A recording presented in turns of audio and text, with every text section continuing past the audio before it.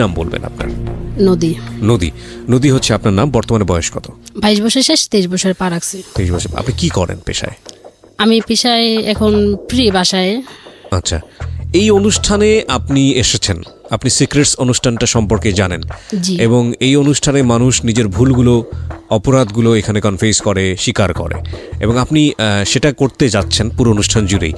কিন্তু তার আগে আমাকে একটু বলেন যে কেন আসলেন? কারণ আমার জন্য কয়েকটা জীবনই নষ্ট হয়েছে, কষ্ট পাইছে। আমার মনে হলো অনুষ্ঠানটা শোনার কারণে আমি যদি এই অনুষ্ঠানের যে আমার কথাটি বলি, আমার মতো ভুল জানি আর কেউ কখনো না করে। ওকে, আমার মতো কেউ জানি আর কেউকে কষ্ট না দেয়। ওকে, আমরা শুরু করতে পারি, একেবারে ব্যাকগ্রাউন্ড থেকে শুরু করব। ঠিক আছে, আপনি এই অনুষ্ঠানের খোঁজ পেলেন কিভাবে, এটা আগে বলেন। আমি 3 বছর যাবত আপনার অনুষ্ঠানটা শুনছি, কিন্তু এখন মনে হলো আমি নিজেই তো একটা অপরাধী। আমি কার অপরাধীর গল্প শুনি, আমি নিজেও যা বলি তাহলে অনেক মানুষ সতর্ক হয়ে যাবে। কিবরিয়া ভাই, আমার একটা প্রশ্ন ছিল, জি। আপনি কেন ওই চ্যানেল থেকে না বলে চলে আসছেন? আচ্ছা, আপনি প্রশ্নটা অনুষ্ঠান শুরু হওয়ার আগে বারবার আমাকে জিজ্ঞেস করছিলেন। আমি বলেছিলাম যে আপনি আমাকে অনুষ্ঠানেই করেন, তাতে করে এটা অনেকেরই বিষয়টা জানা হয়ে যাবে।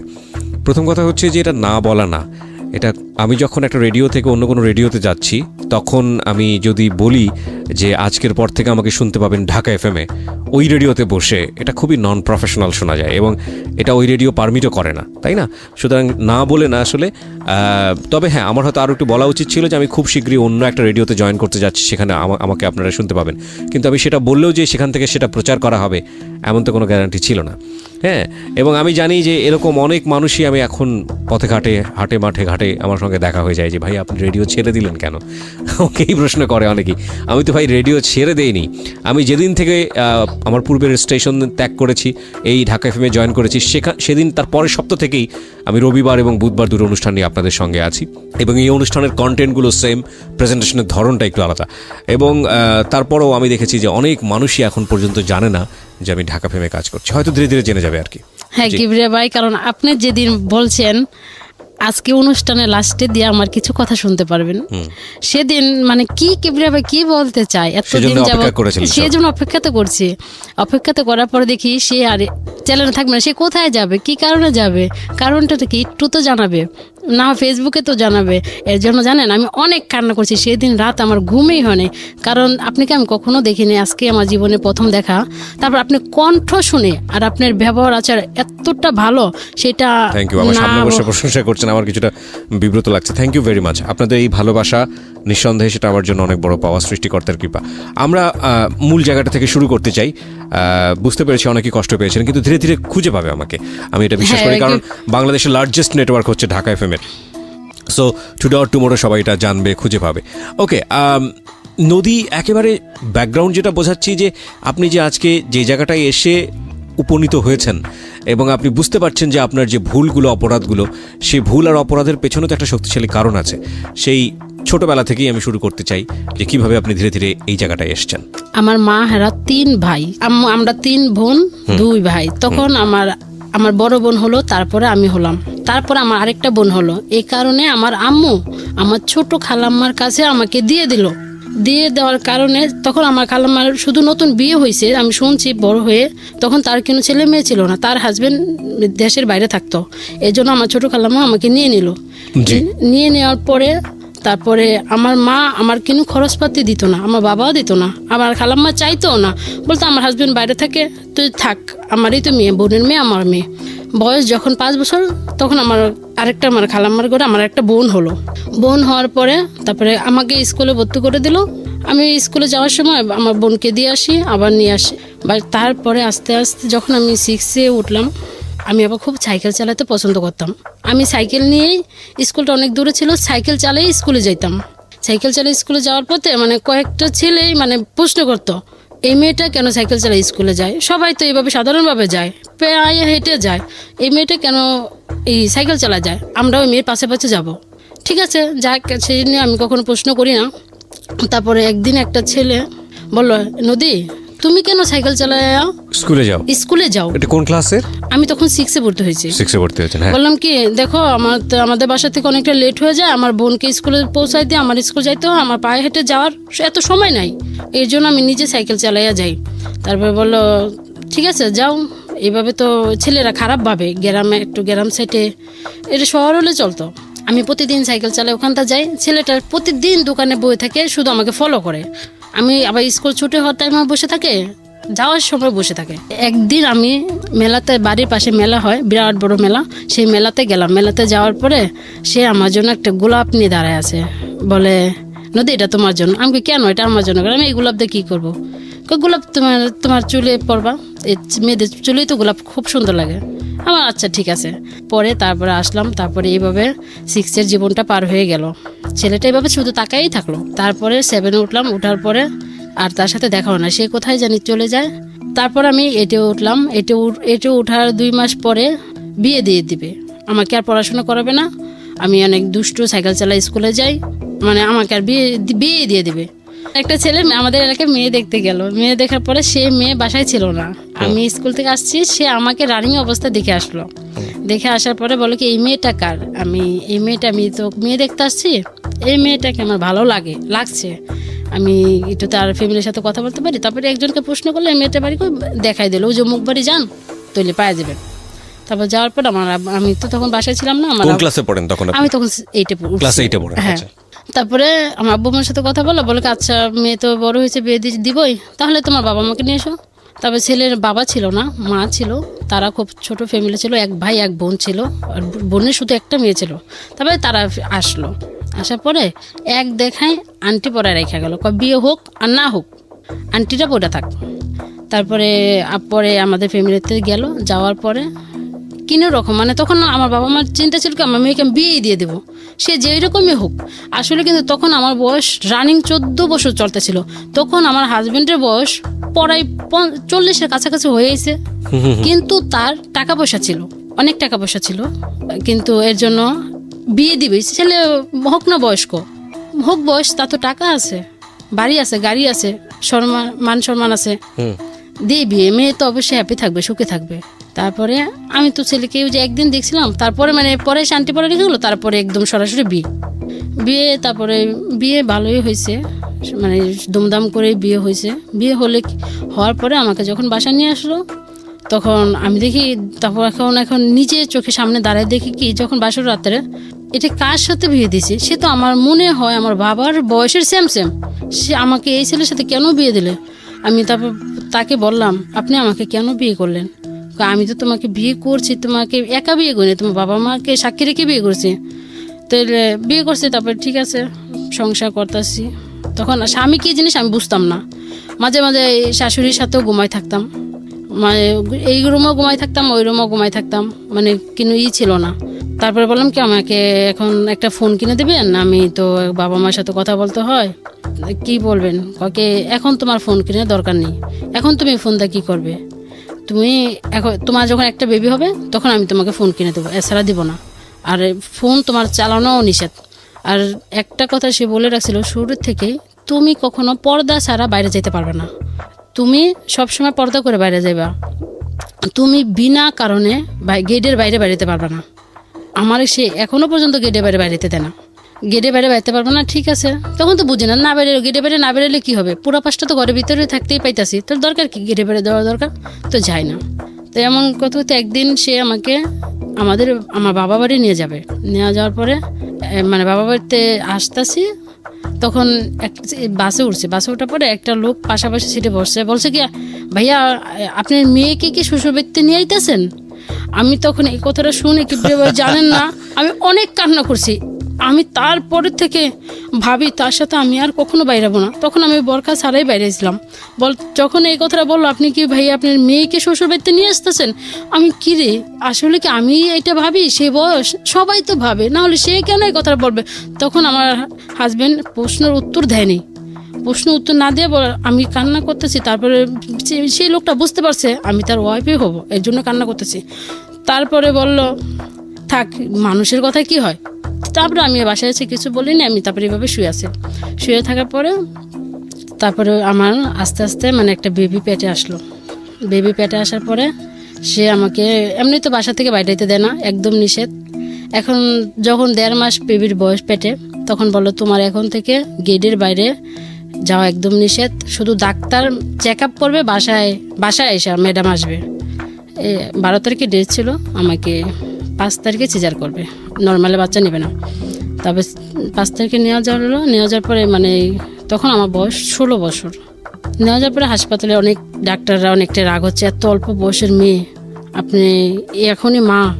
তারপর ঠিক আছে, অপারেশন হলো, মেয়ে হওয়ার পরে তখন আমার হাজব্যান্ড তো অনেকটাই খুশি, অনেকটাই হ্যাপি তার মেয়েকে দেখে, কিন্তু বউ কি হলো সেটা দেখার তার প্রশ্ন ছিল না। মানে বউয়ের খবর না নিলেও চলবে, মেয়েটা ঠিক আছে কিনা এটা হচ্ছে মূল না কথা। নিলেও চলবে, আমার মেয়ে হয়ে গেছে, আমার একটা সংসারের হয়ে গেছে। তারপর ঠিক আছে, মেয়ে নিয়ে অনেকটা হ্যাপি। এখন হাসপাতালে রিলিজ করে আমি বাবা বাড়িতে নিয়ে যাবে, এখন বলে কি না আমার বাড়িতে যেতে হবে। আমার বাবা বলে কি না, আমার মেয়ে এখন তোমার বাসায় যে কিচ্ছু করতে পারবে না, এখন খাটে তো নামতে পারবে না, আমার মেয়ে আমার বাসায় থাকবে। তারপরে আমার হাজবেন্ড হাসপাতালের বিল সব পরিশোধ করে দিয়ে আমার বাবা বাড়িতে পাঠাইলো। তারপরে নিয়ে আসলো 12 দিনের দিনে। নিয়ে আসার পরে বেবিটা আস্তে আস্তে আস্তে আস্তে মানে মানে করতেছে, মানে এমনভাবে টক করতেছে জানি সে আমাকে ভুলে থাকতে পারে। আমাকে ভুলে থাকতে থাকতে সব সময় দাদুর কাছে থাকে, মানে ওর দাদিকেই দাদু বলা শিখাইছি, মানে দাদা তো নাই, আল্লাহ দাদুর কাছে থাকতো। আর ওর আব্বু তো মিরপুরে কে দোকান আছে জামা কাপড়ের, দোকানের থেকে রাত্রে 11টায় 10টায় যাই বাবা সবসময় তাদের কাছে রাখতো, আমাকে দিত না তেমন একটা। খাওয়া পড়া গোসল যা আছে সব করতো।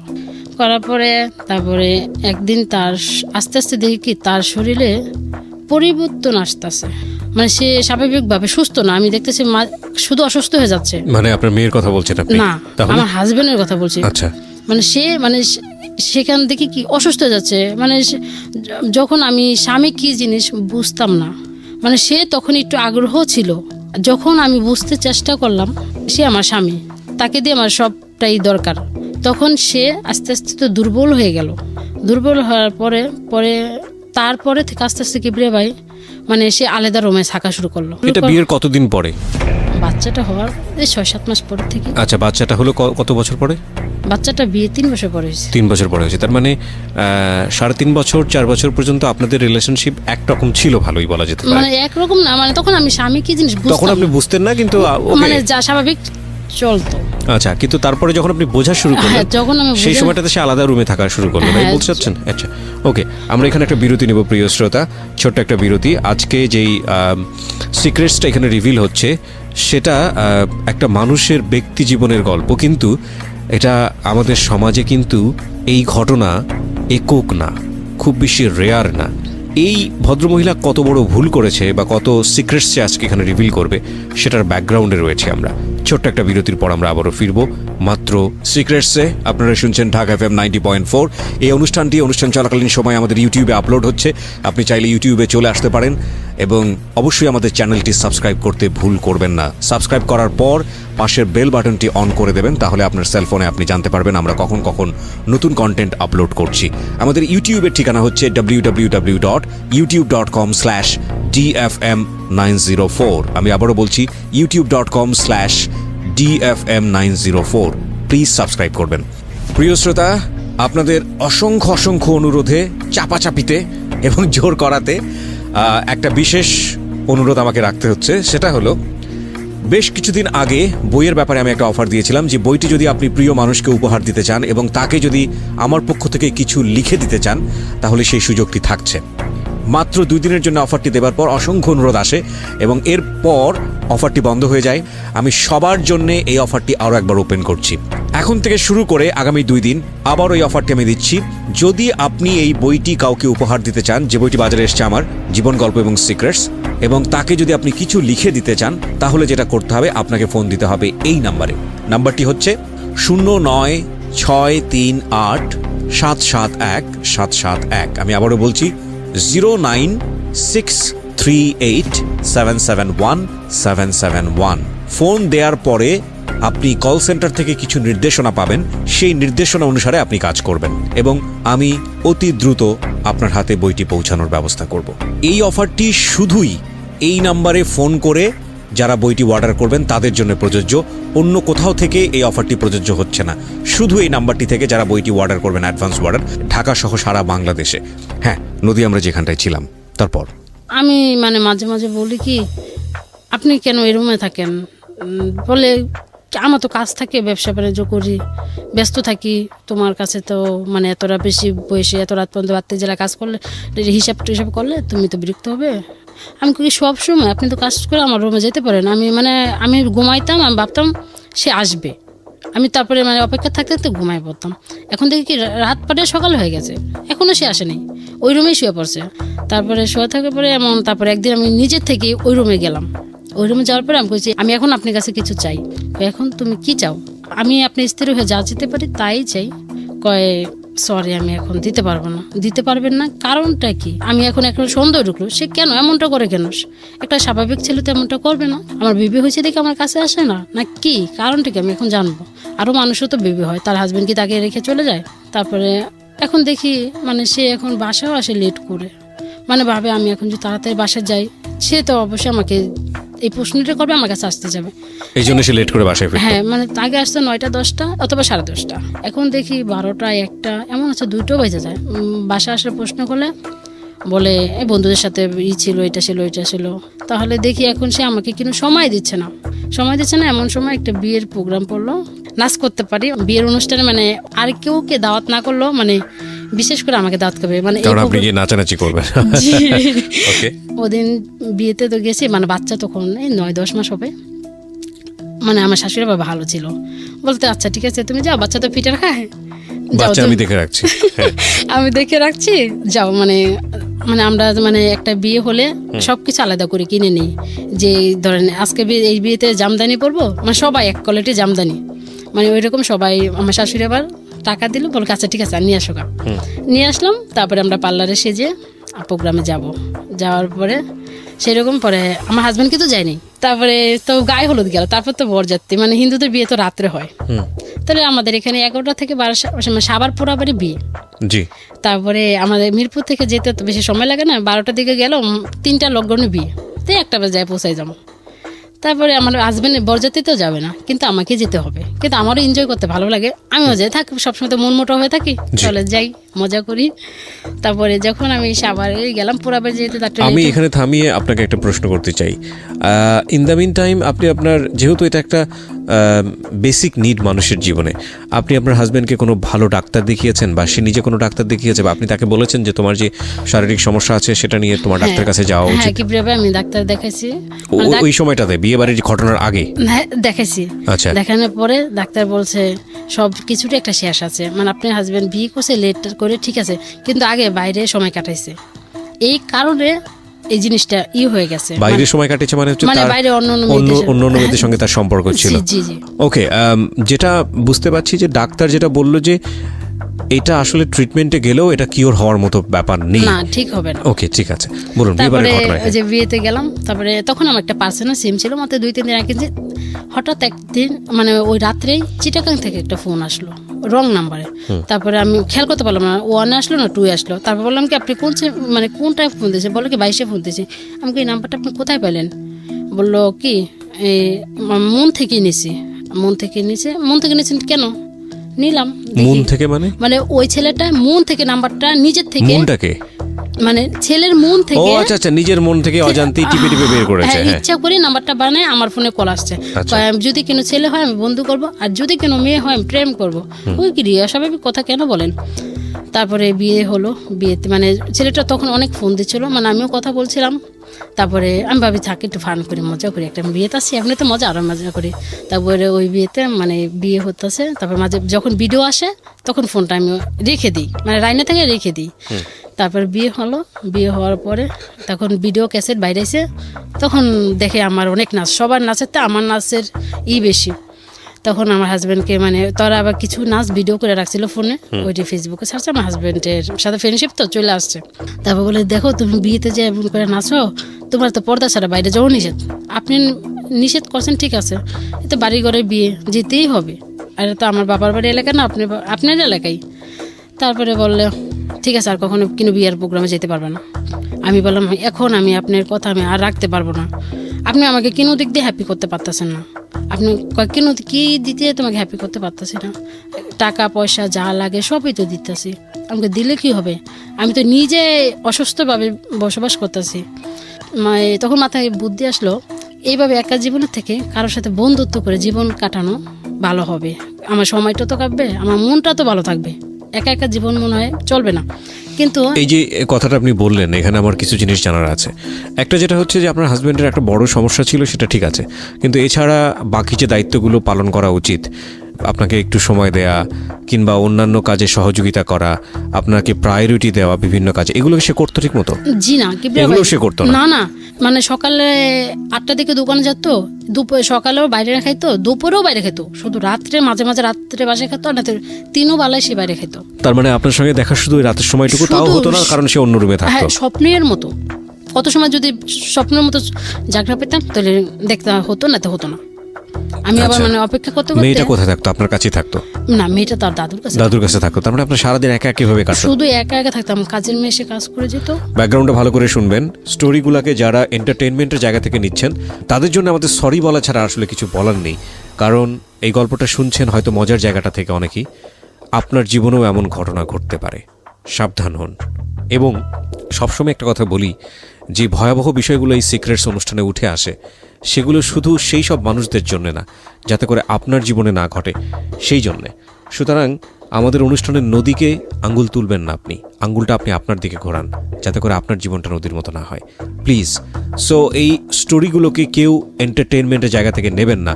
এই জন্য আমাদের সিক্রেটসের ট্যাগলাইনটা হচ্ছে সামথিং বিয়ন্ড এন্টারটেইনমেন্ট। এন্টারটেইনমেন্টের বাইরের কোনো কিছু, এন্টারটেইনমেন্টের চেয়ে বেশি কোনো কিছু, যেটা আসলে শুধু এন্টারটেইনমেন্ট বললে কম বলা হয়। বলুন, তারপরে কি হলো? মানে বিয়ে থেকে আসার পরে মানে সেদিন তো সারা রাত জাগনা ছিলাম, তারপর বাসায় এসে সকালবেলা ঘুম। এবং আপনি মেন্টালি একটা প্রিপারেশন নিয়ে ফেলেছেন যে আপনি কারোর সাথে ফ্রেন্ডশিপ করবেন। হ্যাঁ, কারোর সাথে ফ্রেন্ডশিপ করবো, একটা বন্ধুত্ব করি, সে তো ঢাকার বাইরে, শুধু নেক্সট টাইম শুধু কথা, এছাড়া কিছুই না। তারপরে ভাবলাম ঠিক আছে বন্ধুত্ব করি। তারপর আমি আবার কিবিরা ভাই সব কিছু লিখে রাখি। আমার একটা মানে আমি যখন বুঝি তখন থেকে আমার একটা অভ্যাস, যা হবে সব কিছু লিখে রাখি। তারপর ওই ছেলের সাথে মানে কথা বলতে বলতে মানে ছেলেটা দেখে এখন ভালোই, মানে ভালো খোঁজ খবর নিতেছে। হ্যাঁ নদী, কি করতেছ, খাইছ, পড়ছ। কিন্তু ছেলেটা আমাকে প্রশ্ন করছিল, হ্যাঁ তুমি কি ম্যারেজ না অন ম্যারেজ? আমি বলছি জি না, আমি ম্যারেজ না, অন ম্যারেজ। এটা বলছি, এটা আমার ভুল। তারপর আপনার সামনে বলছি মানে আনম্যারিড, হ্যাঁ, বিয়ে হয়নি আপনার? হ্যাঁ, বিয়ে হয় নাই। তবে শেষ মানে এমন কথা তো অনেক মজা করে কথা বললাম, মজা করে মানে 10 দিন কথা বলার পরে 11 দিনের দিনে রাত্রে আপনার নিশ্চয়ই খুব ভালো লাগছিল? হ্যাঁ, অনেক ভালো লাগছিল। 10 দিনের পর 11 দিনে সে রাত্রে ফোন দেয়, বলতেছে নদী আমি তো এখন চিটাগাং থেকে ঢাকা। আপনি রাতেও কথা বলতে পারতেন কারণ আপনার হাজবেন্ড আপনার রুমে হ্যাঁ, থাকতো আমার না? পাশে থাকতো না তো। ওকে। পরে বলতেছে কি নদী আমি তো এখন ঢাকা আসতেছি। আমি কেন তুমি ঢাকা আসতেছো কেন? কয় তোমার কণ্ঠ আমাকে পাগল করে দিছে, আমার তোমাকে দেখতেই হবে। আমি কই সত্যি না মিথ্যা? আমি ভাবছি তখন কি সত্যি মিথ্যা কথা। তারপরে সে ঠিকই মানে রাতেই 12টার দিকে ট্রেন থেকে নেমে আমাকে ফোন দিয়েছে, দেখো নদী আমি তো এখন ঢাকা আসছি, তুমি মেয়ে মানুষ এত রাত্রে বাসা থেকে বেরোতে পারবে না, তুমি এক কাজ করো কালকে সকালে আমার সাথে কমলাপুর স্টেশনে দেখা করো। আমিও তো আমার লাইফের প্রথম আজকে ঢাকা আসছি, আমি কিছুটাই চিনি না, আর গাবতলী যাবো কি করে। সেদিন কি করে ভাই জানেন না, এত বৃষ্টি বলার বাইরে, আর আমি কমলাপুর স্টেশনে আমার লাইফেও কখনো আসিনি, তাও একটা ভয়ঙ্কর ব্যাপার। তো আমার হাজবেন্ড তো বাসায় না, দোকানে। তখন আমার শাশুড়ি মাকে বললাম কি মা। ছেলেটার নাম কি ছিল? রাকিব। রাকিব, ওকে। কিন্তু আমি সবসময় আমার ছদ্মনামই দিতাম, কখনো আসল নাম দিতাম না। নদী নামই বলতেন? হ্যাঁ, এখনো পর্যন্ত নদী নামই আছে। আচ্ছা ঠিক আছে, বলেন। আল্লাহ বলতো কি আচ্ছা নদী তাহলে আমাকে কি দেখো, মানে সকাল হয়ে গেছে, পরে ফোন দিতেছে, আমি তখন বৃষ্টিতে ভিজতেছি। পরে কি দেখো 10টা বেজে গেছে, তুমি আমার ফোন রিসিভ করো না কেন? আমাকে কেন তোমার ফোন আমি কেন রিসিভ করবো? কাকা আমি তো আসছি, তোমাকে মনে নেই? আমাকে সরি একটু মনে নেই। তুমি কি করছো? আমি বৃষ্টিতে ভিজতেছি। তোমার তো ঠান্ডা লাগবে। আমাকে ঠান্ডা লাগবে না। তারপর বলি কি তুমি কতক্ষণ আসছো? আমি বলি কি আমি তো যা তো কখনো যাই নাই, তাও তো 1.5 ঘন্টা 2 ঘন্টা রাখতে পারে, জামও পড়তে পারে। তা বলে কি আচ্ছা তুমি তাড়াতাড়ি আসো, আমি আবার বিকালে যাইতে হবে, এখন তো অলরেডি 10টা বেজে গেছে, এমন তুমি আস্তে আস্তে 1:30 2টা বাজতে পারে, বিকালে ট্রেনে আমার যাইতে হবে। তারপর আচ্ছা ঠিক আছে ওয়েট করো, আমি তাহলে আসছি। সে আমাকে কিন্তু দেখেনি, দেখার পরে তারপরে গেলাম, যাওয়ার পরে বলতেছে কি তুমি কিসে করে আসতেছো? আমি বলছি আমি তো সিএনজি করে আসতেছি। সে কয় কি আচ্ছা বলো তুমি অ্যাড্রেসটা দাও, তোমার পরনে কি, মানে আমি বলছি আমি তাও কিছু দেবো না, দেখি তুমি আমাকে চিনতে পারো কিনা। তারপর আচ্ছা ঠিক আছে অ্যাড্রেস দিতে হবে না, তুমি আসতেছো তো, এটা তো শিওর? আমাকে হ্যাঁ এটা শিওর। তারপরে বলে তারপর আমি যখন সিএনজিতে নাইমে ভাড়া দিচ্ছি তখন আমাকে সে ফোন দিয়ে বলে তোমার মাথায় কি লালন না? আমাকে কি হ্যাঁ, এটাই নদী? আমাকে হ্যাঁ। পরে গেলাম, আর একটা ফ্রেন্ডকে নিয়ে আসছিলো, এই কথা বললাম, কথা বলে মানে হোটেলে খাইলাম, বিলটা আমিই দিলাম। ওদেরকে দিতে দিলাম, কারণ এত দূর থেকে আসতে চিটাগাং থেকে। সম্পর্কটা কি ছিল আপনার এই মানে সম্পর্কে মানে তার সাথে যে বললাম না শুধু প্রেমের অভিনয়, মানে অভিনয় তো আমরা বুঝতে পারছি, কিন্তু তখন পর্যন্ত ও কি জানতো যে আপনি ওকে লাভ করেন, ভালোবাসেন? হ্যাঁ সে এবং- তখন ভাবতো কি বলে কি নদী এখন তো আমি তোমাকে দেখছি, তুমি তো আমাকে দেখছো, তোমাকে এখন আমার অপছন্দ, আমি তো ভাবি ও মনে মনে আপনি তখনও কথা দেননি না, নাকি? আমি ঠিক বুঝতে পারছি না, মানে ছেলেটা কি জানতো যে আমি তাকে ভালোবেসি, তাকে বিয়ে করব। এটা ছেলেটা জানতো? হ্যাঁ এই জন্য সে ঢাকাতে আর আসছে। আপনার জায়গা থেকে বিষয়টা ছিল টাইম পাস? হ্যাঁ আমার বেলায় তো বেশি হচ্ছে সেটা টাইম পাস, কারণ আমার হাজবেন্ড আমাকে সময় দেয় না। এক্স্যাক্টলি। আপনি ছেলেটার নাম কি বলছিলেন যেন? রাকিব। রাকিব, হ্যাঁ। তারপরে বলো কি দেখো নদী তুমি তো আমাকে এখন দেখছো, এখন কি আমাকে অপছন্দ হয়? আমি বললাম কি না পছন্দ তো হয়, তোমার কি আমার অপছন্দ হয়? কি না তোমাকে তো মাথায় করে রাখবো যাতে আমি তোমাকে ভালোবাসি। তারপরে আমি বললাম কাকে চলো তোমাকে আমি এখনই নিয়ে যাবো। আমি না এটা তো কিভাবেই সম্ভব না, আমি তো এখন বাসা থেকে কিছুটাই বলিনি, তাহলে তোমাকে আমার বাবা মা অনেকটাই করবে, থানা পুলিশ করবে, তোমার অনেকটাই ঘাবড়ে যাবে। তারপর বলে কি তাহলে কি করবো? আমাকে যাই তোমার বাবা মাকে নিয়ে এসো। তারপর বললো কি সত্যি বলতেছো, তুমি তো পর হয়ে যাবে না? আমি বললাম কি না আমি পর হব না, তুমি যাও। তারপর সে আমাকে আরেকটা সিএনজি করে উঠায় দিল, আমি সরাসরি মিরপুরে চলে আসলাম। চলে আসার পরে ওই গেল, যাওয়ার পরে আমি পরের দিনকে ফোন দেওয়া, বলে কি তুমি ঠিক মতো পৌঁছাইছো? বলছে হ্যাঁ আমি ঠিক মতো পৌঁছাইছি, আমি বিকালবেলা আম্মুর সাথে কথা বলবো তোমার ব্যাপারে। আমি আচ্ছা ঠিক আছে বলো। আমার কাছে তাও মজা লাগতেছে, ওর আম্মুর সাথে সিরিয়াসভাবে আলাপ করবো, আমার কাছে মজা লাগতেছে। তারপর এখন দেখি ওর আম্মু বলে কি থাক বাবা তুই তো চিটাগাঙ্গের ছেলে, আর মেয়ে তো ঢাকায়, আমি আমাদের এখানে গ্রাম সাইড, ওই মেয়ে কিছুও করতে পারবে না। আমাকেও সে আবার এটা বলে দেখো নদী তুমি দেখো আমাদের বাড়িতে গরু আছে, এটা আছে ওইটা আছে, মাটির ঘর, থাকতে পারবে? আমি তুমি যদি যেখানে রাখো আমি সেখানেই থাকতে পারবো। অনেকটা মজা লাগতেছে। তারপরে দেখি সিরিয়াস, এখন বলতেছে তার মাকে নিয়ে শুক্রবার দিন ঢাকাতে মানে আমাদের বাড়িতে আসবে, তারপর শুক্রবার দিন আসবে শিওর। বলে তোমার বাবা মাকে বলে রাখো আমি আসবো, তোমার বাবা মা যদি না দেয় আমি তোমাকে তুলে নিয়ে আসবো, তুমি তো রাজি? আমি বললাম হ্যাঁ আমি রাজি, তুমি এসো। তারপরে তুলে নিয়ে আসবো। তারপরে দেখি সিরিয়াস আসবে, সব কিছু গুছাই নিছে, ওর মা বাবা বড় ভাই আসবে, তখন রাকিব চলে আসবে? হ্যাঁ রাকিব চলে আসবে আমাকে নেওয়ার জন্য অথবা যে কোনো একটা করার জন্য। আপনার বাড়িতে আসবে আর কি, মানে হ্যাঁ। এই কি বলে এটাকে, বিয়ের দাওয়াত, কি বলে হ্যাঁ বিয়ের দাওয়াত মানে না, সম্বন্ধ নিয়ে আসবে, প্রস্তাব নিয়ে আসবে, হ্যাঁ। right, হ্যাঁ। তারপরে আমি বৃহস্পতিবার দিন রাত্রে ওর সাথে কিছুক্ষণ কথা বলে একদম সিমটাই বন্ধ করে দিলাম, ওই জন্য আমার কিনার খোঁজ খবরই না পায়। কতদিনের সম্পর্ক? মাত্র 17 দিন হয়েছিল। মাত্র 17 দিনের মধ্যে এরকম সিরিয়াস হয়ে গেছে? হ্যাঁ Okay. কিন্তু আমার কণ্ঠ ভালো ছিল, আমি এখনো পর্যন্ত ছেলেদেরকে পটাইতে মনে হয় 1 মিনিটও লাগে না। আপনি দিনরাত 24 ঘন্টা রকিবের সঙ্গে কথা বলতেন? ওই 17 দিনে 24 ঘন্টা না, ধরেন 24 ঘন্টা আমি যে 4 থেকে 5 ঘন্টা সময় ওরা দিতাম। এই প্রতিদিন 4 থেকে 5 ঘন্টা? হ্যাঁ। এই পর্যায়ে আমরা একটা বিরতি নেব, বিরতির পর আবারও ফিরে আসবো সিক্রেটসে। আপনারা যারা আমাদের এই অনুষ্ঠানে কান পেতে আছেন তাদের প্রতি কৃতজ্ঞতা। যারা এই অনুষ্ঠানটিতে অংশগ্রহণ করতে চান নিজের জীবনের সিক্রেটসগুলো নিয়ে মানুষকে সংশোধন করবার জন্য, আপনার মতো ভুল যাতে না করে সেই আহ্বানটি সবাইকে করবার জন্যে তারা চলে আসতে পারেন। আমরা প্রিয় শ্রোতা এই অনুষ্ঠানে আসার জন্য যে নাম্বারটি ওপেন রেখেছি 24 ঘন্টা, সে নাম্বারটি হচ্ছে 09611904 আমি আবারও বলছি 09611904904। ফিরছি 2 মিনিট পর। বিরতির পর আরও একবার স্বাগত জানাচ্ছি সিক্রেটসে। আপনারা শুনছেন ঢাকা FM 90.4। এই অনুষ্ঠান চলাকালীন সময় আমাদের ইউটিউবে আপলোড হচ্ছে, আপনি চাইলে ইউটিউবে চলে আসতে পারেন এবং অবশ্যই আমাদের চ্যানেলটি সাবস্ক্রাইব করতে ভুল করবেন না। সাবস্ক্রাইব করার পর পাশের বেল বাটনটি অন করে দেবেন, তাহলে আপনার সেলফোনে আপনি জানতে পারবেন আমরা কখন নতুন কন্টেন্ট আপলোড করছি। আমাদের ইউটিউবের ঠিকানা হচ্ছে www.youtube.com/DFM904। আমি আবারও বলছি youtube.com/DFM904। প্লিজ সাবস্ক্রাইব করবেন। প্রিয় শ্রোতা, আপনাদের অসংখ্য অনুরোধে, চাপাচাপিতে এবং জোর করাতে একটা বিশেষ অনুরোধ আমাকে রাখতে হচ্ছে। সেটা হলো, বেশ কিছুদিন আগে বইয়ের ব্যাপারে আমি একটা অফার দিয়েছিলাম যে বইটি যদি আপনি প্রিয় মানুষকে উপহার দিতে চান এবং তাকে যদি আমার পক্ষ থেকে কিছু লিখে দিতে চান তাহলে সেই সুযোগটি থাকছে। মাত্র 2 দিনের জন্য অফারটি দেবার পর অসংখ্য অনুরোধ আসে এবং এরপর অফারটি বন্ধ হয়ে যায়। আমি সবার জন্য এই অফারটি আরও একবার ওপেন করছি। এখন থেকে শুরু করে আগামী 2 দিন আবার ওই অফারটি আমি দিচ্ছি। যদি আপনি এই বইটি কাউকে উপহার দিতে চান, যে বইটি বাজারে এসছে আমার জীবন গল্প এবং সিক্রেটস, এবং তাকে যদি আপনি কিছু লিখে দিতে চান তাহলে যেটা করতে হবে, আপনাকে ফোন দিতে হবে এই নাম্বারে। নাম্বারটি হচ্ছে 09638771771। আমি আবারও বলছি 09638771771। ফোন দেওয়ার পরে আপনি কল সেন্টার থেকে কিছু নির্দেশনা পাবেন, সেই নির্দেশনা অনুসারে আপনি কাজ করবেন এবং আমি অতি দ্রুত আপনার হাতে বইটি পৌঁছানোর ব্যবস্থা করব। এই অফারটি শুধুই এই নাম্বারে ফোন করে যারা বইটি অর্ডার করবেন তাদের জন্য প্রযোজ্য, অন্য কোথাও থেকে এই অফারটি প্রযোজ্য হচ্ছে না। শুধু এই নাম্বারটি থেকে যারা বইটি অর্ডার করবেন, অ্যাডভান্স অর্ডার, ঢাকা সহ সারা বাংলাদেশে। হ্যাঁ নদী, আমরা যেখানটায় ছিলাম তারপরে ওই তো মানে হয় আমাকে অনেক বিশ্রাইছে, আমি তখন এতটা ফিল করিনি। রাকিব শেষের পরে মানে আমার বাবা বাড়িতে আমাকে যেতে দিছে। এখন কিছুদিন আমার ভাই অসুস্থ ছিল, তারপরে এই জন্য আমাকে যেতে দিচ্ছে আমার হাজবেন্ড, মানে 2 মাস থাকতে পারবো। তখন আমাদের বাড়িতে আবার কাজ করতেছিল, ছাদ জ্বালাই দিব। তখন আমার আব্বু বলতেছে, মানে একটা ড্রাইভারের নাম্বার বলতেছে, এই নাম্বারটা আমি বলি, তুমি একটু এই নাম্বারটা লিখে দাও। তা আমি বলছি খাতা না লিখে আমার ফোনে সেভ করে ফেলাইছিলাম।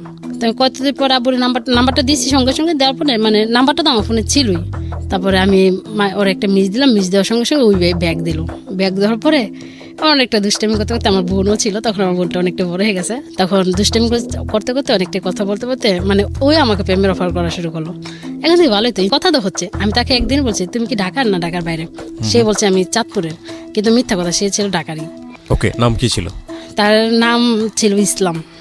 ওকে, কিন্তু তাকে আমি কখন ইসলাম বলে ডাকতাম না, সব গাড়ি চালাইতে তো সবসময় রানিংয়ে থাকতো, এই জন্য তাকে আমি রানিং বলে ডাকতাম। ওকে, এই যে 5-6 মাস মানে সম্পর্ক বয়স হলো, মানে কি দেখা নাই, শুধু কথা।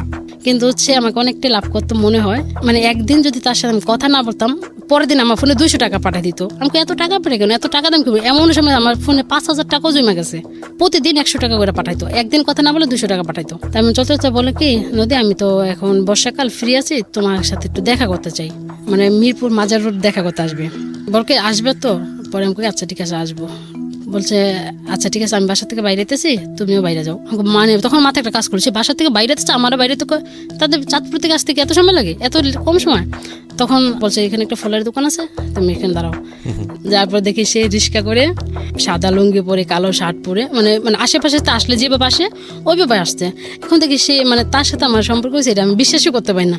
সে এত সুন্দর, এত স্মার্ট, এত বিশ্বাস করতে পারি না। তারপরে সেদিন অনেক সময় চটবাড়ির দিক দিয়ে রিক্সা করে ঘুরছি, 500 টাকা রিক্সা ভাড়া নিচে। ঘোরার পরে এই ছেলেটা কত নাম্বার ছিল? 2 নাম্বার। 2 নাম্বার। ওকে, ঘোরার পরে আল্লাহ বললো কি আচ্ছা ঠিক আছে, এখন বাসায় চলে যাও, অন্য এক সময় দেখা হবে না। পরে আমি ওই বাসায় যাওয়ার পরে আমি ওকে প্রশ্ন করলাম, সত্যি করে বলো তুমি কোথা থেকে আসছো, আর তোমার বাসাটা খুব চিনা চিনা লাগে। আমি আগেও বলছি, এখনও বলি। বলে কি আচ্ছা বললে তো তুমি যাবে না, তুমি তো মানে ঢাকায় মেয়ের ছেলের সাথে কখনো কথা বলতে চাও না, আমাদের বাড়ি তোমাদের এলাকার আশেপাশে বৈলাপুরে, তার থেকে তো আমার কাটতে হবে। সেই জন্য এলাকার এমন আছে, আজকে দেখা করছে, কালকে এমন আছে, কথা বলতে বলতে বলতে পারে আমি তোমাকে নিয়ে এমন এক জায়গায় যাবো। আমার তখন এটা পছন্দ হয়নি। তারপর আস্তে আস্তে তাকেও ব্লক করলাম। ব্লক করার পরে ওই বিভিন্ন নাম্বার ফোন দেয়। তারপর যা সিমটাই বন্ধ করে দিলাম। সিমটা বন্ধ করার পরে এমন করে 2টা সিম হয়ে গেল। আমি 6-7 মাস পরে ওইটা বন্ধ করে আবার নতুন করে সিমটা, ওই আগে সিমটা ওপেন করছি। খোলার সাথে 3-4 দিন পরে সে আমাকে ফোন দিছে, রাকিবি দেখুন কি নদী তোমার ফোন বন্ধ কেন, তোমার কি হয়েছে? আমাকে দেখ রে ভাই, আমার অবস্থা না খুবই খারাপ ছিল রে ভাই, ফোনটা হারাই গেছে, সিমটা হারাই গেছে, আর উঠাইতে পারিনি, এই জন্য তোর সাথে আমার দেখা হয়নি, কথা হয়নি। আচ্ছা এখন তুমি কেমন আছো? আমাকে এখন আমি ভালো আছি। বাকি এখন আমি আসি, তোমাকে বিয়ে করবো তো, আমি তো এখনো তোমার জন্য পাগল আছি। আমাকে তুমি বিয়ে করবে? আমার তো বিয়ে হয়ে গেছে। এটা আপনি বললেন? মানে এটা বললেন এই কারণে যাতে করে সম্পর্কটা শেষ হয়ে যায় আর না আগায় সামনের দিকে। তারপরে ওর মানে ওই একটা হোটেলে জব করতো, স্টাফ ছিল, আর ওর একটা মামা ছিল। মামা কি মানে সমান বয়সে 2-1 বছর বড় ছোট হতে পারে, মানে হোটেলের ম্যানেজার ছিল। মানে ওই অনেক মেয়েদের সাথে অনেক দুষ্টামি করে দেখে মানে ওর ফোনটা মামার কাছে জমা রাখতো। তা মাঝে মাঝে আমিও ফোন দিলে আল্লাহ মামা রিসিভ করে বলতো কি আচ্ছা আপনি পরে ফোন দেন, আমি ওই আসলাম বলবো। তারপরে মামার সাথে 2-1 দিন কথা বললাম। মামা তারপরে আমার নাম্বারটা মামার ফোনে সেভ করে নিল, আমি বুঝতেও পারিনি। এক সময় মামা আমাকে কয়েক মাস পরে ফোন দিল। ফোন দেওয়া বলো কি তুমি কি নদী? আমাকে হ্যাঁ আমি নদী। আমি কণ্ঠ শুনে বুঝতে পারছি এটাই সেই মামা। আর তারপরে বুঝতে পারার পরে বলে কি আমি তোমাকে একটা কথা বলতে চাই। আমাকে কি? আমি না তোমাকে অনেক বেশি ভালোবাসি, আমি সেটা তোমাকে জানাইতে চাই। আমাকে কেন ভালোবাসবে? আমি আচ্ছা আমি ওই মামা ডাকতে থেকে আমিও মামা ডাকতাম। আমাকে ঠিক আছে, এটা পরে আমি আপনাকে উত্তরটা দেবো। সেদিন ছিল 5 তারিখ। বলে আচ্ছা তুমি আমাকে 6 তারিখে উত্তর দেবা। তারপরে আমি 6 তারিখে ভাবলাম আমি এখনও উত্তর বিশ্রাই পাইনি, 7 তারিখে দেবো। তারপর ভাবলাম তার সাথে মজা করছি, তার মামার সাথে একটু মজা করি, টাইম পাস তো টাইম পাসই, আর সে তো ঢাকার বাইরে। তারপর সেই মামার সাথে কথা বলতে বলতে 7 তারিখে বললাম হ্যাঁ বলার পরে তারপরে কথা চলছি। আবার এই 3-4 ঘন্টা কথা চলছে। কথা চলার পরে মামা একে বলকে আমি তো তোমাকে সম্পর্ক করছি, আমি তোমাকে বিয়ে করব। আমি কিভাবে বিয়ে করবে? ফোনে বিয়ে করবো। ফোনে বিয়ে করবে কিভাবে? ফোনে কোন সময় বিয়ে হয়? তুমি তো আমাকে দেখলো না।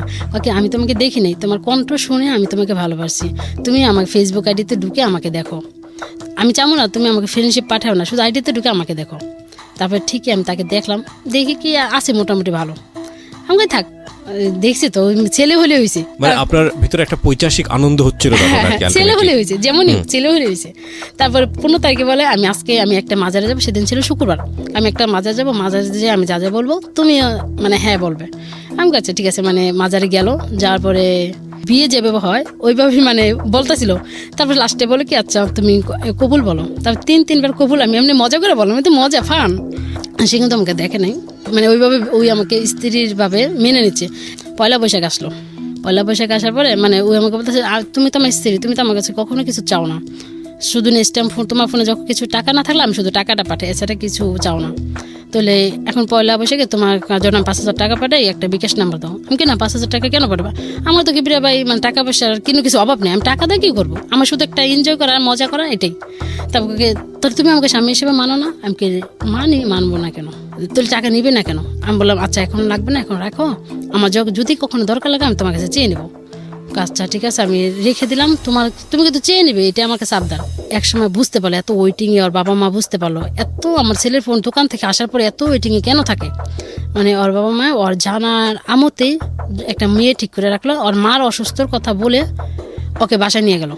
বাসায় নিয়ে যেয়ে ওকে জোর করে বিয়ে করে দিল। সে বাসর ঘর থেকে বউ রেখে আবার রিটার্ন চিটাগাং চলে আসলো। তারপর বাবা মা তো বিস্তারিত আমার ছেলে কই গেল। পরে ও যেদিন আসছে আইসে আমাকে ফোন দিছে, কি তুমি কোনো টেনশন করছো? আমাকে হ্যাঁ আমি তো অনেক টেনশন করছি। আমি তুমি ঠিক আছো? আমি তো ঠিক নাই। কেন? আমাকে কেন, কি হয়েছে? কি জানো আমার জীবনে একটা দুর্ঘটনা ঘটছে। কি হয়েছে? আমার বাবা মা আমাকে বিয়ে করে দিছে। তাহলে কবে বিয়ে করলো? কাকে আমি আজকে বিয়ে করে মানে বউ রেখে আমি কালকে বিয়ে করে আজকে চলে আসি রাত্রে ট্রেনে। এটা কে বলতেছে? রাকিবের মামা। রাকিবের মামা বলছে? হ্যাঁ। আমাকে কেন চলে আসছে? একটা মেয়েকে বিয়ে করলে কেন চলে আসছে? রাকিবের সঙ্গে তো আপনার সম্পর্ক ছিল, পাশাপাশি ছিল, নাম্বার চেঞ্জ ছিল। রাকিব তো ব্লক করা অবস্থায় এখন রাকিবের মামার সঙ্গে সম্পর্কটা আছে। ওকে। তারপরে আমাকে কেন চলে আসলে? তাহলে তুমি যাও, মানে তারপরে বাবা মাকে ফোন দেয়। তারপরে মেয়ে কি আর এইভাবে থাকবে এই বাড়িতে? তারপর মেয়ে বাবা বাড়িতে চলে গেছে। মানে এমন করে আবার ঈদ চলে আসছে, রোজার ঈদ চলে আসার পরে তারপর বলে কি দেখো কি বলো, আমি কি বাসায় যাবো? আমাকে বাসায় যাবে না কেন? যাও। কি আচ্ছা ঠিক আছে যাই। কিন্তু যাওয়ার পরও মেয়ের সাথে কিন্তু নাই। তারপর তখন একটা করে এলো, মানে ওর মেয়ের গার্জেন বললো কি বলছে বলে তুমি আমার মেয়েকে বিয়ে করছো, তাহলে এইভাবে রেখে চলে গেলে কেন? এইভাবে কি আমার মেয়ে থাকবে? আপনাদের মেয়েকে বিয়ে করার আগে কি আমাকে প্রশ্ন করছিলেন? যদি না থেকে নিয়ে যান। তারপরে তখন মেয়ের কাবিন ছিল 5 লাখ টাকা। তখন বলো কি সারাসারি করতে হলে 3 লাখ টাকা দিতে হবে। তবে সে বললো আমাকে 2 থেকে 3 মাসের সময় দেন, আমি 3 লাখ টাকা দিয়ে আমি ডিভোর্স পেপার পাঠিয়ে দেবো। আমি তখন ভাবি সে মেয়েটার জীবনটা কেন সে নষ্ট করবে? আমারটা তো টাইম পাস, আমি তো রিয়েল না। তখন আমি মনে মনে এই কথাটা ভাবতেছি আর মানে তার থেকে একটু মানে সরতেও চেষ্টা করতেছি, দেখি তার থেকে একটু সরতে পারি কিনা। বলে কি আমি এখন চিটাগাং থেকে কক্সবাজার ট্রান্সফার হয়ে যাব, আমি তোমাকে নিয়ে ওখানেই নিয়ে থাকবো। মানে আবার না বলে কষ্ট পাবে, কারণ তাকে তো আমিও এখন একটু ভালোবাসতে শুরু করছি। তারপরে বলি আচ্ছা ঠিক আছে, যেটা ভালো পাবে সেটাই করো। তারপরে এই সময় আরেকটা ছেলে চিটাগাং থেকে এই একইভাবে শুধু রং নাম্বার আবারও ফোন আসছে। ফোন আসার পরে মানে আবার সে মেসেজ করছিল প্লিজ কল মি, মানে কলটা ব্যাক করতে বলছিল।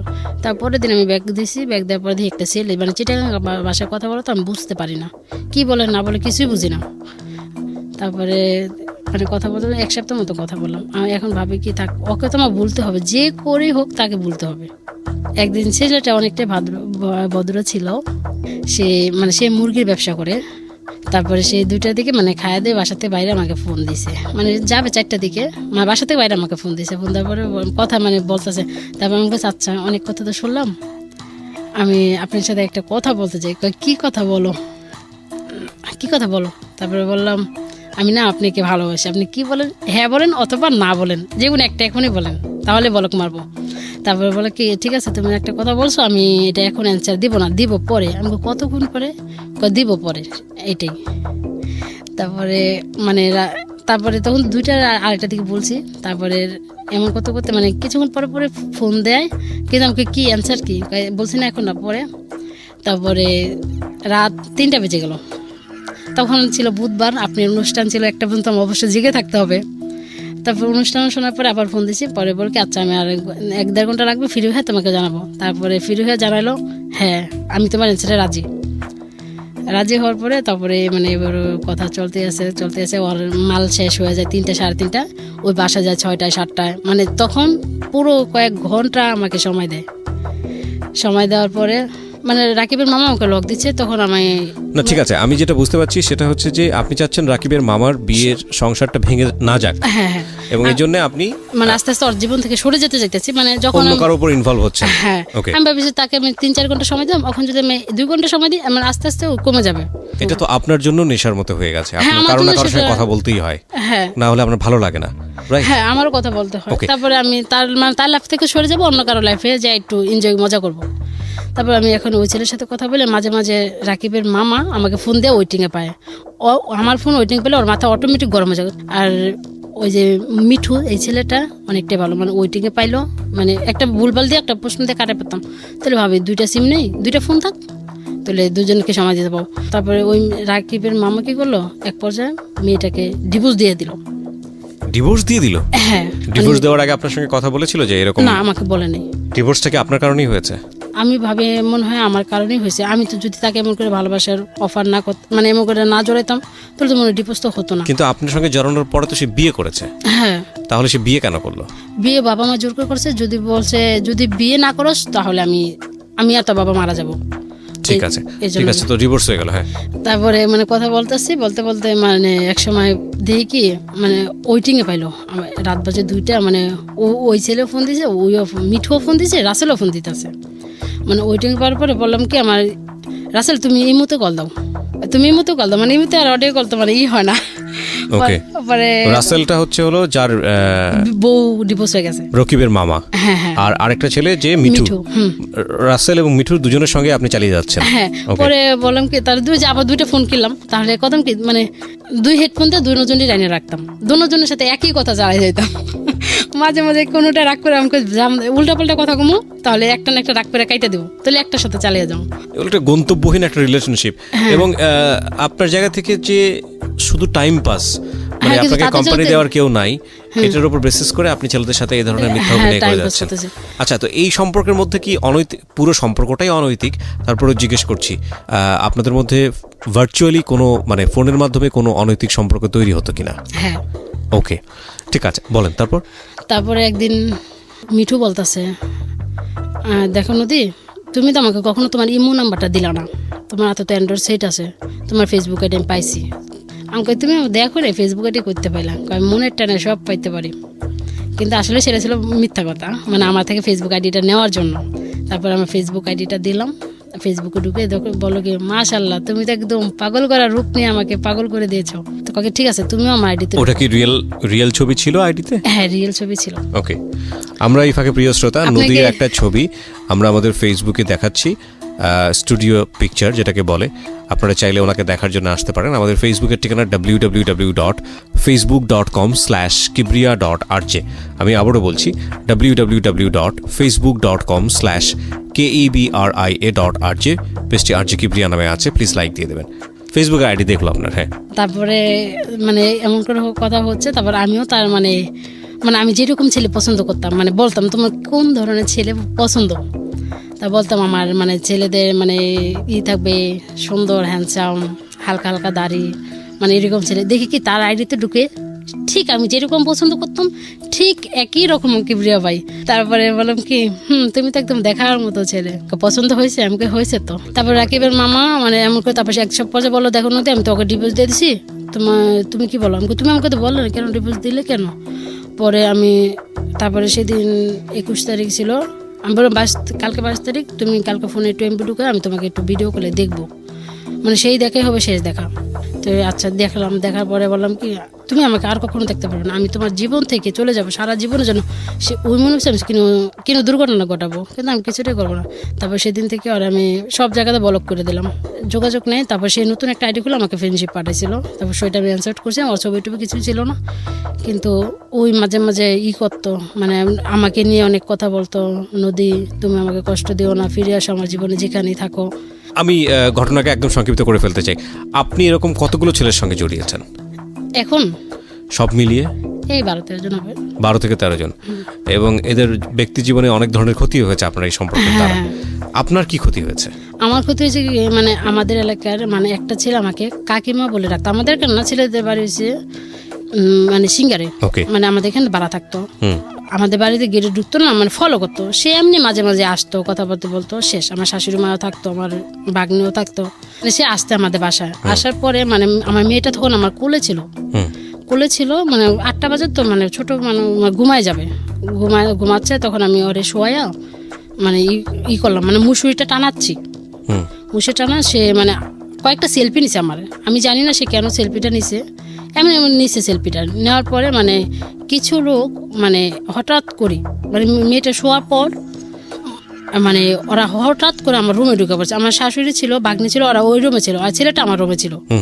মানে হেরা ভাবছে কি না কি কথা, কি বিরে আজকে আমি সত্য কথা বলতেছি, তার সাথে আমার এমন কোনো সম্পর্ক ছিল না। হঠাৎ করে আমার রুমে এসে বলা যায় তুই এই বিত্তে সুস্কি লেগা। বলার পরে সেও থুতুপুতু খাই গেছে। কী রে, কী হলো, কী কারণে এলাম, কী হলো? পরে তাকে অনেক মারলো। আমাদের বাড়ির পাশে একটা ক্লাব আছে, মানে এলাকার নেতা ফেতাদের, ওরা ওই ক্লাবে নিয়ে গেলে অনেক মারলো, কিন্তু আমাকে কিছু বলে নেই। তখন আমি বলছি আমাকে তোমরা কিচ্ছু করতে পারবে না, আমার হাজব্যান্ড আছে, তাকে তোমরা ফোন দানো, সে যদি আমাকে ছেড়ে দেয় তাহলে দিবে, তোমাদের বিচারে রায় যদি আমাকে ছেড়ে দেয় তাহলে দিবে, আর আমার হাজব্যান্ড যদি আমাকে নিয়ে খায় তাহলে তোমরা কিছু বলতে পারো না, আমার গায়ে একটা হাতও দিবে না। তারপরে বলতেছে ঠিক আছে, ওই তো এবারে বউ, ওরা কিছু বলতে হবে না, ওরে মার দিকা, ওর ইচ্ছা মতো। কিন্তু ওরা অনেক মারছে। মারার পরে রাত্রি ওরা আমার হাজব্যান্ড দোকান থেকে আসছে, আসার পরে রাত্রে মানে এলাকার অনেকজন, কি বলবো কি রে ভাই, আমি তখন লজ্জায় মাথা হেট হয়ে গেছে। আমি কি করলাম, কি হলো, কিছু তো হলো না কেন? পরে আল্লাহ বিচারে ডাকানোর পরে বললো তুমি যদি মানে সব বিচার যা সব কিছু হলো, ওই ছেলের সাথে আমার কখন দেখা হবে না, কথা হবে না, আমার নাম্বার চেঞ্জ, ছেলের নাম্বার চেঞ্জ, সব কিছু মেনে নিল। এখন বলতেছে তুমি যদি এই বউ নিয়ে খেতে চাও তাহলে তোমার 1 লক্ষ টাকা জরিমানা দিতে হবে, আজ না দিলে কালকে ভিত্তি দিতে হবে। তারপর আমার হাজব্যান্ড মানে 1 লক্ষ টাকা, এটা এই সাধারণ কাজের জন্য, আমি একটা এলাকার ছেলে, এই সাধারণ কাজের জন্য 1 লক্ষ টাকা জরিমানা, তোমরা এটা কী বলো, ডাকাতের কথা বলো? তারপরে সে বললো ঠিক আছে 50,000 টাকা কালকে নিয়ে নিও। আমার হাজব্যান্ড পরের দিন 50,000 টাকা দিয়ে দিল। 50,000 টাকা দেওয়ার পরে তারপর সে আমাকে প্রশ্ন করলো তুমি কি সত্যিই বলো এমন ধরনের কাজে জড়িত আছো? আমি বললাম না, আমি এমন ধরনের কাজে জড়িত নেই। তোমার প্রবলেম থাকতে পারে ঠিক আছে, কিন্তু আমি এমন কাজ কখনো করতে পারি না। তারপরে কি ভাই জানেন, সে আমার দুলাভাই আসছিল, মানে আমার বাবা বাড়িতে কাউকে জানায়নি, শুধু আমার। আপনার এই ঘটনা মোটামুটি সবাই জেনে গেল? সবাই জেনে গেল, মানে এলাকা সবাই জেনে গেল, মানে অমুকের বউ এই কাজটা করছে, কিন্তু একদম মিথ্যা। আমি আজকে আপনার সামনে মিথ্যা কথা বলবো না, সবাই শুনবে এই ঘটনাটা। তারপর বলছে ওকে ঠিক আছে, তুমি আর কখনো কারোর সাথে কথাবার্তা বলো না। আমি তখন বলছি এই ফালতু ছেলেদের সাথে কথাবার্তা বলো না, আর বাড়িতে আসতে দিও না। কেন দিস জাগা, ওরা ওইসব আপদ বেলা গেলে কি হইব? আমি বললাম দেখো এমন ঘটনা, এই জন্য আমি ডাকাইছি, এর জন্য কিছুই না, আমি জানি। তারপরে ছেলেটা মানে সেদিন আমি বুঝতে পেরেছি ঘটনা অনেক জটিল, অনেকগুলো ছেলে যেহেতু আপনার সঙ্গে এভাবে ইনভলভ হয়েছে, সুতরাং তাদের ব্যক্তি জীবনে অনেক ক্ষতির সম্মুখীন তারা হয়েছে। শেষমেশ কি দাঁড়িয়েছে? এখনকার কি অবস্থা? এখনকার অবস্থা মানে সবাই আমার জীবন থেকে আমি ইচ্ছা করি মানে আস্তে আস্তে ছাড়াই দিছি। এখন শুধু আছে মিঠু। মানে আজকে আমি ওকে বলছি এমন ঘটনা আমি FM যা বলবো, তুমি প্লিজ আমার গল্পটা শুনো। মানে ওই শুনবে বলছে, শোনার পরে সম্পর্কটা শেষ হয়ে যাবে আমি ভাবছি। তো আপনি আমাকে একটা কথা বলেন, হাজবেন্ডের সমস্যার সমাধান কি হয়েছে? না, সমাধান হয়নি। তো হাজবেন্ডের এই সমস্যার সমাধান না হওয়ার প্রেক্ষাপটেই আপনি এমন একটা দিন শুরু করেছিলেন, এমন একটা জায়গাতে শুরু করেছিলেন মানুষের সাথে টাইম পাস করা। কেউ হয়তো বা সেটাতে হাজবেন্ডেরই দোষ ভাববে, কিন্তু আপনার হাজবেন্ড তো কারেকশন হয়নি। আপনি এতগুলো ছেলের সঙ্গে অনৈতিকভাবে জড়ালেন, সেটা ফোনের মাধ্যমে হোক আর যেভাবেই হোক না কেন, আপনি তো শেষমেশ সুখের দেখা পেলেন না। পেয়েছেন কি? না, মানে যেমনটা আছে মানে পুরা পাশটা সবই আছে, শুধু একটা অভাব, তার ভালোবাসা থেকে আমি বঞ্চিত। তো এই জিনিসটা যেহেতু আপনি অন্যায়ভাবে পেলেন না, তাহলে মানুষদেরকে আপনি কি সাজেশন দিবেন? আজকের অনুষ্ঠান থেকে কি বলার আছে যারা শুনছেন আমাদের এই সিক্রেটস? প্রথম কথা হলো কেন বাবা মা জানে এমন বয়স্ক লোক দেখে অল্প বয়সে মেয়েদেরকে বিয়ে না দেয়। ওকে। দ্বিতীয় প্রশ্ন হলো আমার মতো করে জানি কেন ছেলেদেরকে না ঠকায়। ওকে। তৃতীয় প্রশ্ন হলো, মিঠু তুমি আমাকে পারলে ক্ষমা করো, আমি জানি তুমি আমার গল্পটা শুনবে, তুমি এখনো তুমি লাইনে আছো, আমাকে ফোন দিচ্ছ, তোমার জি। ফোনটা রিসিভ করতে পারতাছি না, তুমি পারলে আমাকে ক্ষমা করে দিও।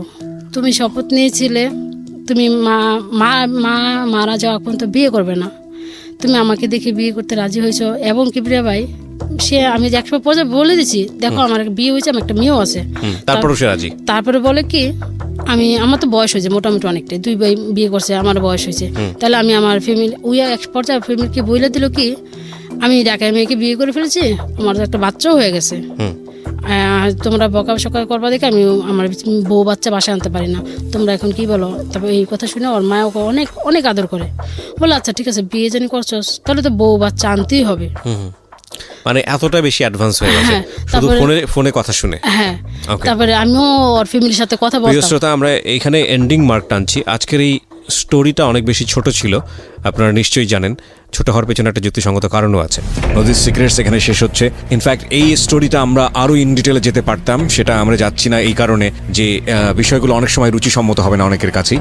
আর আমরা আসলে মূল মেসেজটা আপনাদেরকে দেবার চেষ্টা করেছি। নদী যতটুকু বলেছে আমার মনে হয় মূল মেসেজটা অনেকখানি পরিষ্কার।